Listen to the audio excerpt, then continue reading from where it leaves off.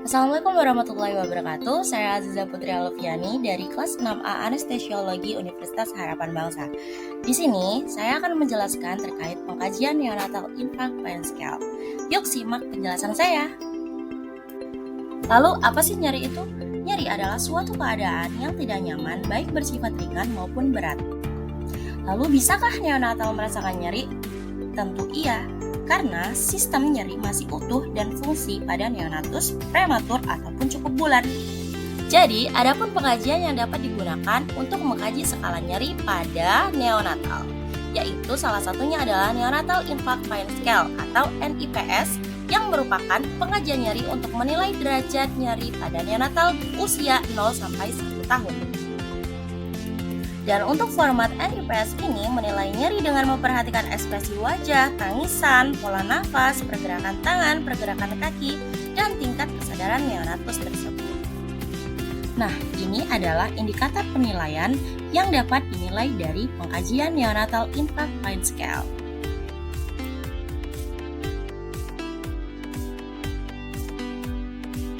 Baik, sekarang saya akan menjelaskan bagaimana prosedur melakukan pengkajian Neonatal Impact Pain Scale. Tapi sebelumnya saya akan menjelaskan parameter-parameter yang ada di penilaiannya.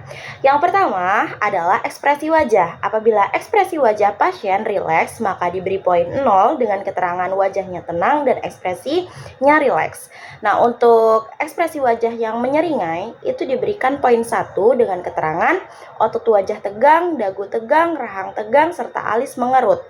Nah, untuk parameter yang kedua itu ada menangis. Apabila pasien tidak menangis, maka diberi poin 0 dengan keterangan yaitu pasien tenang dan tidak menangis.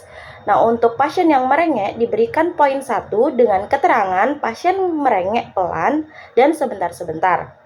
Nah, untuk pasien yang menangis keras itu diberikan poin 2 dengan keterangan pasien menjerit keras, menangis, melengking terus dan terus-menerus. Nah, untuk parameter yang ketiga itu ada pola nafas. Apabila pola nafasnya rileks, maka diberikan poin 0 dengan keterangan pola nafasnya biasa seperti bayi pada umumnya.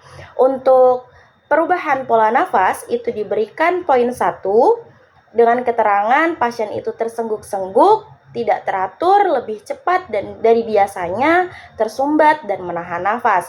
Untuk parameter yang berikutnya adalah lengan. Apabila rileks dan tenang, maka diberi poin 0 dengan keterangan otot tidak kaku, kadang-kadang ada pergerakan lengan acak. Nah, untuk yang tertekuk atau lurus, itu diberikan poin 1 dengan keterangan adanya menegang lengan, terus lengan lurus, kaku, dan atau adanya ekstensi cepat. Nah, untuk parameter yang berikutnya adalah kaki. Apabila kakinya rileks dan tenang, itu diberikan poin 0 dengan keterangan otot tidak kaku dan kadang-kadang ada pergerakan kaki acak. Nah, apabila kaki yang tertekuk atau lurus itu diberikan poin 1 dengan keterangan adanya kaki yang menegang, selanjutnya adanya kaku dan adanya ekstensi cepat dan tekukan. Nah, untuk parameter yang terakhir adalah keadaan terjaga. Apabila pasien tidur dan terjaga diberikan poin 0, tenang, tidur dengan tenang atau terjaga. Dan untuk keadaan pasien gelisah itu diberikan poin 1, yaitu dengan keterangan pasiennya gelisah dan susah tidur. Jadi dari parameter penilaian NIPS ini didapatkan nilai maksimumnya adalah 7 dan nilai minimumnya adalah 0. Apabila didapatkan skor 0 itu tidak perlu intervensi, skor 1 sampai 3 itu membutuhkan intervensi non farmakologi, skor 4 dan 5 itu membutuhkan terapi analgetik non opioid, dan skor 6 sampai 7 itu membutuhkan terapi opioid. Nah, untuk pengkajian NIPS ini memberikan kesimpulan sebagai berikut. Nilai 0 sampai 2 itu dikatakan nyeri ringan atau tidak nyeri, dan untuk skala 3 sampai 4 itu dikatakan nyeri sedang, dan lebih dari 4 itu dikatakan nyeri hebat. Jadi tata laksana prosedur tindakan yang perlu kita lakukan dalam melakukan pengkajian NIPS itu yang pertama adalah fase persiapan, mulai dari persiapan alat, kuesioner NIPS, terus pulpen, pensil, dan persiapan pasien. Terus selanjutnya jangan lupa untuk mencuci tangan, dan fase tindakan adalah yang pertama kita kaji terkait ekspresi wajah terlebih dahulu. Yang kedua adalah pengkajian terhadap apakah pasien tersebut menangis atau tidak. Selanjutnya ada pengkajian pola nafas pada pasien. Selanjutnya ada pengkajian lengan. Selanjutnya ada pengkajian tungkai, dan yang terakhir adalah pengkajian tingkat kesadaran.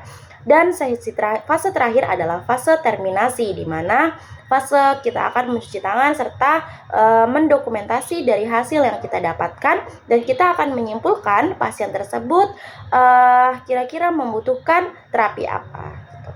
Mungkin hanya itu yang dapat saya sampaikan. Saya Aziza Putri Alfiani, saya Ri dengan wabillahi taufiq walhidayah. Wassalamualaikum warahmatullahi wabarakatuh.